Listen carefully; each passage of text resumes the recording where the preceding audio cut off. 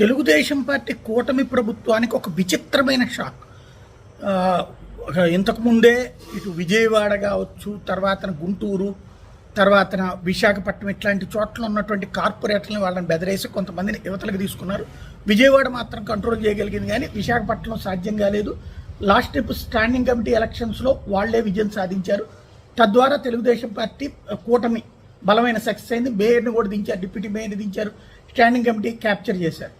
అయితే ఆ వైసీపీ నుంచి వెళ్ళిన వాళ్ళకి తగిన విలువ ఇవ్వట్లేదు, ప్లస్ వాళ్ళకి తగినటువంటి సహకారం అందించకపోయేటప్పటికీ విరక్తి చెందినట్టున్నారు. అందుకని ఇప్పుడు జీవీఎంసీ స్టాండింగ్ కమిటీ ఎన్నికల్లో కూటమికి గట్టి షాక్ తగిలింది.